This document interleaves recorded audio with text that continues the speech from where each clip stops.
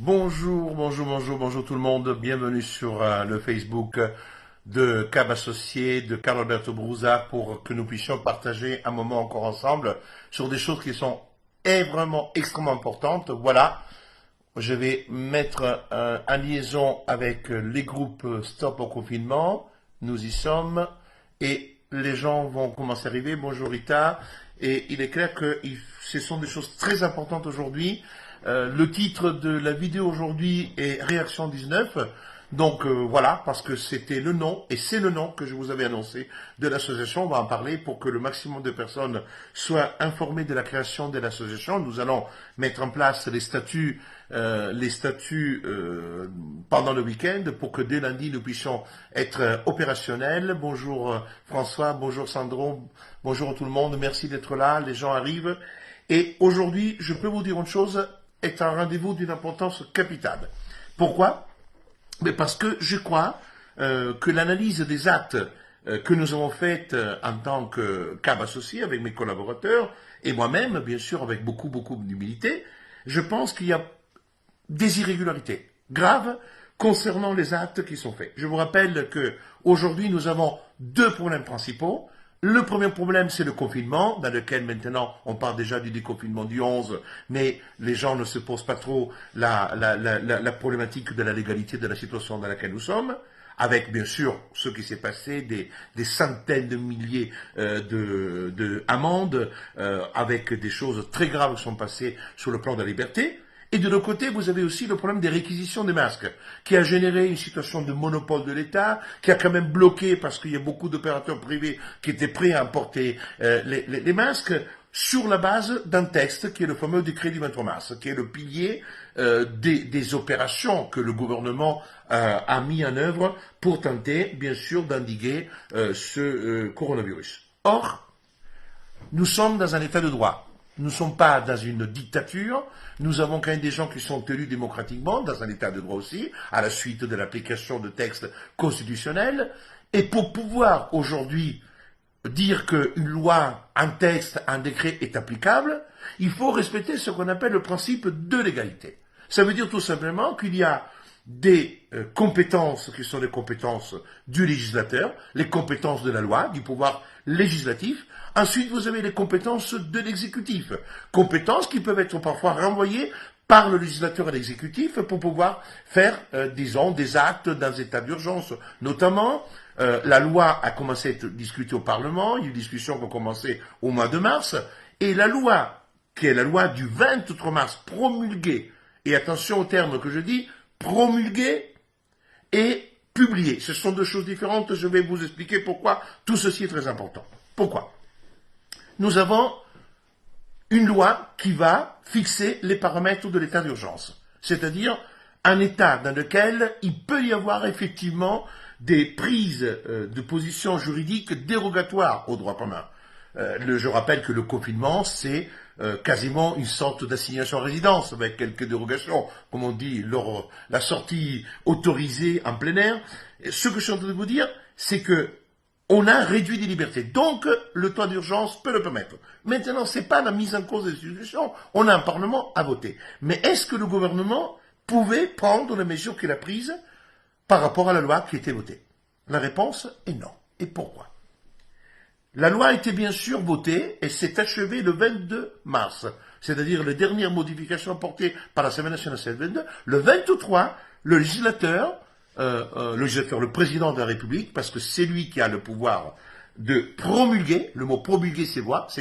C'est le fait de dire qu'une loi a été votée régulièrement, qu'on a respecté la procédure, le président de la République n'a pas de pouvoir d'appréciation, la loi n'a pas été contestée, elle n'a pas été portée. L'essentiel dans cette affaire est de dire, est-ce que aujourd'hui, dans le temps dans lequel nous sommes, le confinement que nous subissons et les autres dispositions sont prises et sont en cours de manière légale? La réponse est non.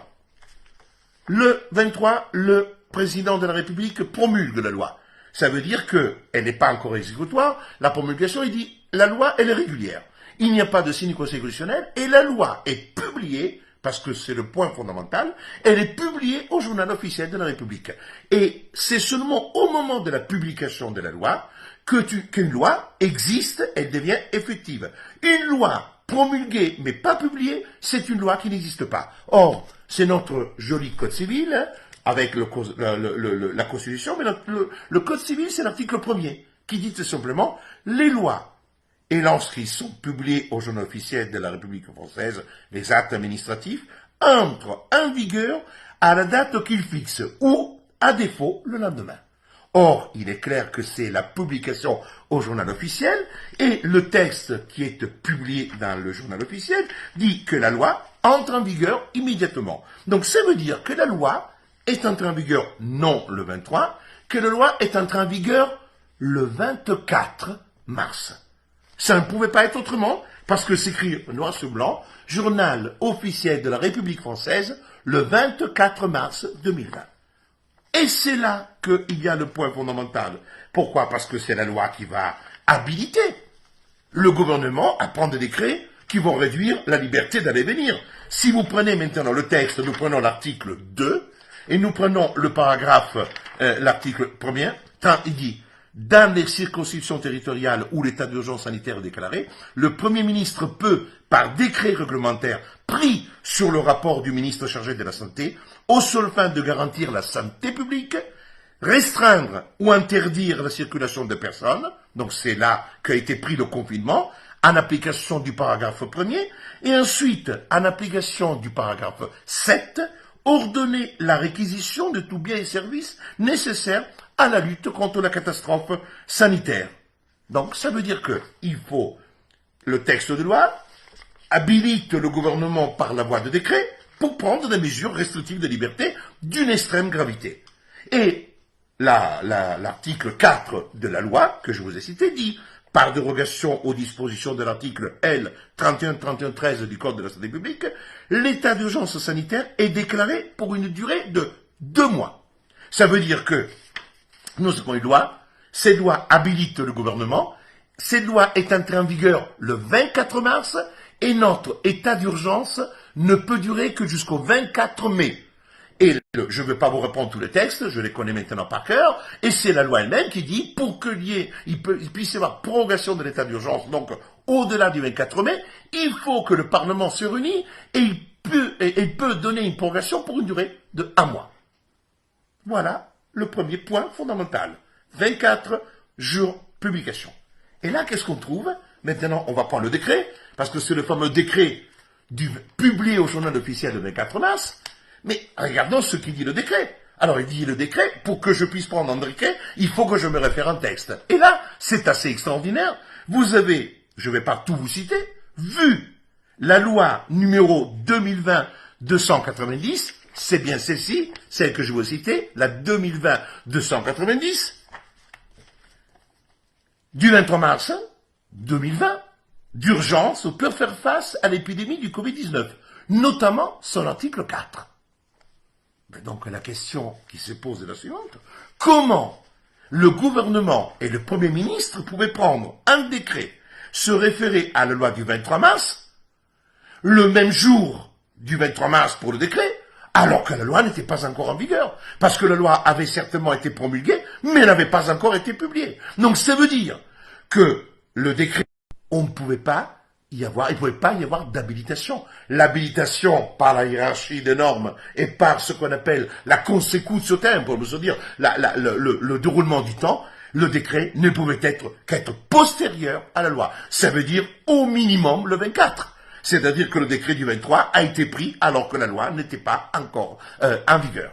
Ça veut dire tout simplement qu'aujourd'hui, ce décret, qui fixe le confinement, et c'est le décret de base, après tous les autres textes, les décrets successifs, c'est-à-dire le décret du 27 mars, le décret du 14 avril, ne font que modifier le décret du 23 mars, prorogeant les délais, et notamment jusqu'au 11 mai, parce que maintenant le président de la République a dit que le 11 mai, en principe, c'est la fin du confinement. Mais la démonstration qu'il y avait cacophonie, je vous la donne de manière très claire. Je vous la donne parce que c'est très intéressant. C'est l'article 12 du décret.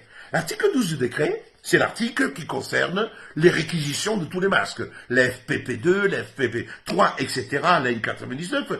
Et dans le texte, au point 1 et 2, il est d'une manière très claire que les réquisitions de ce matériel ne peuvent être faites que dans la limite de la fin de l'état d'urgence. Et après, vous avez, et là, je ne fais que citer, hein, vous savez, comme on dit, Brecht disait que toute chose évidente vous soucie. Des fois, on cherche la réponse très loin et on a au bout du nez. Et parfois, comme je dis souvent, des fois vous recevez des assignations qui font 100 pages et puis elles sont nulles parce qu'il manque la mention essentielle. Eh bien là, c'est pareil. On a des textes et peut-être on n'a pas pensé à respecter la chronologie du temps pour pouvoir effectivement respecter la loi. Or, la légalité n'a pas été respectée. Et pour achever, comme je vous disais, au paragraphe 4, il dit « Le présent article est applicable jusqu'au 31 mai 2020 à l'ensemble du territoire de la République. » Magnifique. Nullité totale, absolue. Pourquoi? Parce que de toute façon, ce texte et les textes de réquisition ne peuvent pas s'appliquer au 31 mai, parce que de toute façon, le délai maximum qui était fixé par la loi, ce sont les 2 mois de l'état d'urgence à partir de la publication, c'est-à-dire le maximum le 24 mai. Donc, un décret ne pouvait pas réquisitionner jusqu'au 31 mai, alors que l'état d'urgence s'achève le 24. Ça veut dire tout simplement que le gouvernement, son président de la République et son Premier ministre ont pris un décret de manière totalement autonome pendant qu'il y avait un qui rédigeait la loi, l'autre rédigeait le décret et on a cru enfumer tout le monde et malheureusement, Cab Associé, le petit Carloberto Brusa, le petit Italien, avocat à la cour, a quand même peut-être trouvé ce qui est une faille, que de toute façon elle est indiscutable parce qu'il y a des textes, je rappelle que la promulgation c'est l'acte du président qui dit que la loi est ok, de toute façon il a un pouvoir lié, mais ce qui rend exécutoire et effective une loi de la République, c'est la publication au journal officiel. Une loi et un décret qui n'est pas publié n'a pas de valeur juridique, il est inexistant, il est inopposable au tiers, ça veut dire qu'il est opposable au français, il n'est pas applicable sur le territoire de la République, et il n'est pas applicable, donc, y compris comme référence et base, si le décret qui a été pris à un moment où la loi n'avait pas encore donné l'habilitation au gouvernement auquel pouvoir s'y référer. Donc, aujourd'hui, ce que je suis en train de vous dire, nous avons créé l'association Réaction 19 avec tout le monde, tous les amis de Facebook, celles et ceux qui font partie du Stop au confinement peuvent y participer. Et ils peuvent participer avec force en devenant membres de la sauce. Le but, c'est d'aller contester, de parler de respect de la loi. Moi, je suis pas là pour faire de la politique. Je suis pas un homme politique. Moi, je suis là pour tenter de défendre ce qui est le droit, la légalité et la justice. Parce qu'aujourd'hui, nous sommes victimes d'abus. Nous sommes victimes d'un pouvoir législatif, un pouvoir exécutif qui tue la liberté, qui nous empêche de vivre, mais en même temps qui nous trompe dans la manière dont il présente les choses depuis des mois, et à un moment donné, ras-le-bol. À un moment donné, il faut réagir. À un moment donné, pour réagir, nous sommes dans un état du droit. Moi, je ne peux pas vous dire, prenons un bazooka et allons tirer sur l'Élysée. C'est pas ça que je vous dis. Moi, ce que je vous dis, utilisons les tests de loi. S'il y a parmi les amis de Facebook, parmi vos connaissances, des gens qui ont fait l'objet d'un procès verbal, communiquez-le-moi. Parce que nous pouvons contester le procès verbal par voie d'exception en disant le fondement légal de la poursuite est irrégulier. Et je vous le dis, et là aussi on se battra pour les masques, parce que là maintenant, ça sert à partir de lundi de déposer une requête, d'utiliser même, voire même, l'autorité judiciaire et le référé pour que nous puissions avoir accès aux masques dans les pharmacies et que l'État cesse de faire ses magouilles et de monopoliser dans une seule unique chaîne de distribution qui sont un peu le roussi, cette situation concernant les masques, et de, à un moment donné, sortir de cette gangrène dans laquelle nous sommes et arriver effectivement à pouvoir se défendre. Or, je crois à la justice, je ne crois pas au Conseil d'État, je ne crois pas à la justice administrative parce que c'est du pipeau, pour moi ce ne sont pas des juges, ce sont des hauts fonctionnaires qui disent et jurent quelque chose, mais pour être juge, il faut être indépendant. Pour être juge, moi quand je joue au foot, je veux un arbitre qui soit ni d'une équipe ni de l'autre. C'est comme quand vous allez au foot et vous dites, ben maintenant c'est l'entraîneur de l'équipe adverse qui va faire l'arbitre. Non, c'est un tiers qui s'appelle impartial et désintéressé. Or, le Conseil d'État et les tribunaux administratifs, ce ne sont pas des juges, ce ne sont pas des tiers impartiaux, ce sont des personnes qui sont de l'administration. Et la seule manière pour pouvoir se battre, c'est de pouvoir aller devant le juge judiciaire, qui est le gardien de la liberté, qui est le gardien de la liberté individuelle, qui est le gardien de nous, parce que même ceux qui sont en train d'envisager pour le 11, c'est-à-dire de commencer à trier le monde le trier sur la base de l'âge, sur la base de l'état physique. On parle d'obésité. Ça veut dire qu'on maintenant, on va même construire peut-être un critère légal pour dire, tu es obèse, tu vas rester à la maison. On est tombé sur la tête, trompé sur les masques, trompé sur l'état d'urgence, trompé dans la mise en œuvre des tests en violation de la loi, trompé. Mais on n'arrête pas d'être trompé. À un moment donné, il faut dire stop à la tromperie. Donc, vous recevrez les projets des statuts, je les mettrai en ligne. Réaction 19, c'est un nom qui a été trouvé avec l'aide de beaucoup. Elle me plaît. Réaction, ça veut dire responsabilité. Réaction, ça veut dire action, ça veut dire réagir. Réagir face aux abus, réagir face à la tromperie, réagir pour que l'état du droit soit respecté. Et je me battrai, le cabinet CAB Associés, moi-même, mes collaborateurs et celles qui veulent participer, pourront y participer, et même si vous participez tout simplement en étant membre de l'association, en me versant 1 euro, ça sera la plus grande aide que vous pouvez donner. Mais vous ne le donnerez pas à moi.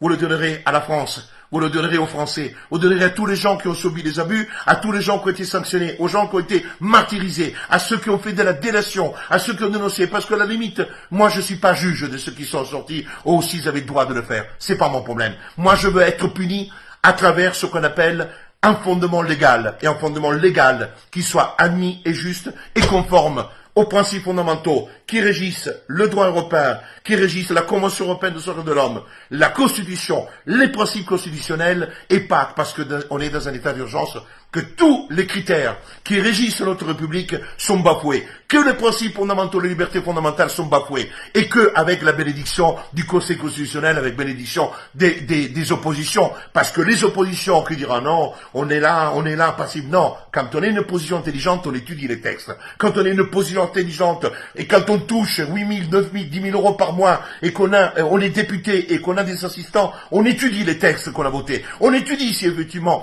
le gouvernement avait le droit de prendre de tels règlements. On les lit les règlements parce qu'ils les ont même pas lus. Parce que si on est fichu de les lire, on comprend qu'on est pris pour des cons. Alors à un moment donné, stop, on y va, on se bat. Dès lundi, week-end, on va travailler, mais dès lundi, les statuts seront mis en ligne. Tous ceux qui veulent adhérer le feront, ceux qui ne peuvent pas ne le feront pas. C'est pas grave, parce qu'à partir du moment qu'il y a un président, une secrétaire et un trésorier, l'association est créée. Mais c'est sûr que si nous avons des dizaines et dizaines de membres, nous avons plus de 200 membres ou 180 membres sur Stop au confinement. L'autre groupe, Stop au confinement, je vais sortir, c'est un groupe important, ils sont 850, donc parmi tous ces gens, il peut y avoir déjà une force. Et quand on se présente à des centaines, on sait que dans une association où il y a 100 ou 200 personnes, il y a des milliers de personnes. Parce que c'est ça qui a fait qu'on a de la force. Parce que l'union fait la force. Donc, merci à vous tous. Merci, j'ai vu beaucoup de messages, j'ai vu beaucoup de merci, super, écoutez, je vous le répète encore, c'est sûr qu'il faut avoir le courage de s'exposer, c'est sûr qu'il faut avoir le courage de parler en public, mais je vous le répète encore, je n'ai rien à prouver. J'ai quasiment 60 ans, mon cabinet est là. Le but, c'est aujourd'hui d'offrir un tout petit peu d'expérience au service des gens qui sont humbles, des gens qui n'ont pas la force de pouvoir se battre, de celles et ceux que pour aller chercher un avocat n'ont pas l'argent. Et alors, pour une fois, quand on peut, l'avocat aussi, parce que tout ça a été payé par personne, c'est notre travail, c'est son mesure d'investissement, c'est ce que nous pouvons faire. Parce que être avocat, ce n'est pas simplement envoyer des factures, mais être avocat, c'est savoir aussi mettre ses expériences, son cœur au service de ceux qui n'ont pas la possibilité de pouvoir le faire. Et c'est pour ça qu'il y a de la bienveillance et de la charité. On n'a pas besoin d'être religieux pour faire de la charité et de la bienveillance. On peut le faire aussi dans notre métier. Merci pour tout le soutien. Je peux vous dire que je ne peux pas répondre parfois à tout le monde sur Facebook parce que maintenant, il y a beaucoup de messages. Mais ces messages, même si je ne réponds pas, je les lis. Je ne peux pas travailler jour et nuit. J'ai eu aussi le Covid-19, donc je suis encore toujours un peu fatigué, mais vous voyez que je ne manque pas d'énergie pour aller de l'avant, et je crois que ce que je vous ai exposé, ce n'est pas des inventions, ce n'est pas des interprétations, c'est ce qu'on appelle la hiérarchie de normes et le principe de l'égalité. Et ce principe de l'égalité, aujourd'hui, ce gouvernement l'a violé parce qu'effectivement, étant pris de court, étant à la ramasse, ils font n'importe quoi. Et aujourd'hui, c'est à nous de faire rétablir cet état de droit et il faudra se battre. Je sais qu'il y a d'autres avocats, il y avait un avocat, je vous l'ai mis sur Facebook, qui a annoncé, j'ai trouvé la faille. Moi, je joue pas à cache-cache. De toute façon, on peut faire ce qu'on veut. Je vous ai exposé. Après, on peut même me piquer les idées. C'est pas très grave. Ce qui m'intéresse, c'est que l'on puisse gagner. Ce qui m'intéresse, c'est que la justice sanctionne. Mais aujourd'hui, pour le moment, c'est pas d'agir sur les responsabilités des gouvernants. Aujourd'hui, c'est de répondre à ces actes-là, ceux qui sont les actes de l'urgence, qui priment nos libertés, qui nous massacrent. Parce qu'après, vous comprenez très bien que quand on vous confine d'un côté, qu'on vous massacre, qu'on vous donne des PV, et après, le président décide que le 11 mai, tous les enfants doivent revenir à l'école. Mais vous trouvez ça logique? Vous trouvez ça logique qu'on ne peut pas se parler à deux s'il y a deux personnes qui marchent à côté de l'autre? La police vous approche et après le 11 mai, c'est-à-dire dans 3 semaines, le Covid-19, il ne va pas passer devant les écoles de la République. Il arrivera devant les lycées et il dit « Ah non, code de la République, non, je ne rentre pas. Je vais seulement chez les EHPAD, dans les EHPAD. » Mais est-ce que c'est logique? Et quand je vous dis aux choses, moi je ne suis pas médecin. On n'est pas médecin, nous ne le sommes pas. Ici, il y a tellement de médecins, mais quand on voit tous les conneries qu'ils ont pu dire sur le plateau télé, parce que comme vous avez BFM Télé, qui est détenu par l'ami de Macron, et que naturellement on va pas lui l'emmerder. Quand vous avez Bolloré qui détient Canal+, on va pas naturellement enquiquiner Macron et l'exécutif parce qu'on s'appelle Bolloré. Quand on parle d'RMC, BFM, c'est toujours Drahi qui a 100 milliards de dettes avec la République pour acheter. Et quand vous prenez LCI, c'est Bouygues qui est un pote du CAC 40 et qui fait partie du cercle. Alors ce ne sont pas les chaînes de grande information, ni compris la chaîne d'État, l'ORTF, c'est-à-dire la France Télévisions, qui vont inviter des gens qui vont apporter une voix différente et de dire voilà que les actes qui sont là sont des actes illégaux. Quand vous avez les médecins qui, il y a 2 mois, qui disaient que c'était une petite grippe qui ne faisait rien à personne, et que effectivement vous avez Simès qui dit mais non c'est une petite grippe, et quand vous avez des professeurs et vous avez tout ça en image, ce ne sont pas des bobards de ma part, c'est la réalité. Tous ces gens-là nous ont pris pour des cons. Quand il y a 2 mois qu'on me disait que j'étais alarmiste, et je disais, les enfants, il faut se protéger, faites attention, mettons en route. Quand je faisais, avant même le confinement, 10 jours avant, qu'il n'y avait plus de masques dans les pharmacies, et je le répétais sans cesse. Eh bien voilà. Voilà, c'est là qu'effectivement il y a eu les choses les plus graves qui ont été faites. Vous avez vu ce qui a été fait dans les EHPAD. Je vous ai mis sur Facebook les bénéfices d'Orpea. Je vous ai mis les bénéfices des autogroupes qui exploitent des infirmières qui travaillent à 1200 € pour aller nettoyer les fesses de nos grands-parents. Et voilà la réalité de la situation. C'est-à-dire que le coronavirus a mis en exergue tous les défaillances de la République. Maintenant, on n'est pas là pour refaire le monde. On va se battre. Je vous rappelle, Réaction 19, un nom qui plaît beaucoup. Merci pour tout votre soutien. J'ai été un peu long, mais vous savez, je suis là. Je ne prends pas de texte. Je vous parle avec le cœur. Je vous parle avec ce que je ressens là, en tant qu'homme, en tant qu'avocat, et en tant que père de famille, et en tant que compagnon aussi, parce que c'est ma vie aussi. Merci encore à tout le monde. Et voilà. Et prenez soin de vous. Et le confinement va se terminer, on tournera cette page, mais quand même le fait de dire qu'on peut se battre ensemble, qu'on peut avoir de l'unité, de la solidarité entre des gens qui se connaissent pas, qui sont parfois à des milliers de kilomètres, comme je vu en Italie, en Espagne, au Brésil, eh bien c'est ça qui est beau. C'est là la mondialisation. C'est les mondialisations, ce ne sont pas les échanges commerciaux. La mondialisation, c'est le fait de dire nous sommes tous des êtres humains, et c'est pas parce que nous parlons une langue différente, on est tous frères et sœurs. Italien, français, brésilien, c'est ça qui est la vérité, c'est ça ce qui va changer le monde. L'humanisme, c'est le fait de dire, nous sommes tous des êtres humains, noirs, blancs, jaunes, verts, il n'existe pas parce qu'il y a une seule race humaine, elle est née il y a 7 millions d'années en Afrique et nous sommes tous des descendants. Donc c'est pour ça que la mondialisation, c'est la solidarité et l'amour qui doit nous lier et qui doit nous permettre de penser que ce que nous vivons en France n'est pas pire qu'au Brésil, n'est pas pire qu'aux États-Unis, et ça montre bien que le virus nous traite tous sur un plan d'égalité. Au moins lui, on peut dire une chose, il ne regarde pas la richesse, il ne regarde pas les pauvres et les riches, les blancs et les noirs, il avance sur un principe d'égalité absolue et totale. Je vous embrasse. Bon week-end à tout le monde. Je suis même ému de voir autant de cœur, de voir autant de mots. Ça me touche profondément. Je vois 245 personnes en ligne. C'est quelque chose de merveilleux. Ça me touche beaucoup et vraiment, vraiment, vraiment, c'est une émotion énorme. Merci encore. Et ceux qui veulent m'envoyer des messages, me poser des questions, j'ai fait quasiment une sorte de petit cours de droit. Voilà, je vais dire muchas gracias a todo el mundo de me escuchar de mio trabajo un poquito giuridico sul problema della Francia. Voilà, grazie a tutti, grazie anche agli italiani che ci seguono, grazie a tutti i miei amici che ho visto di aver seguito questo Facebook su questioni che sono francesi ma che hanno comunque una valenza anche italiana. Thank you for everybody, because I know some people from England in the Facebook. Thank you very much, but it's impossible that they make the translation about everything, what I explain. If you want something to do, if you want something to know, you call me or you write me and I give you answer. Merci encore à tout le monde. Je vous embrasse.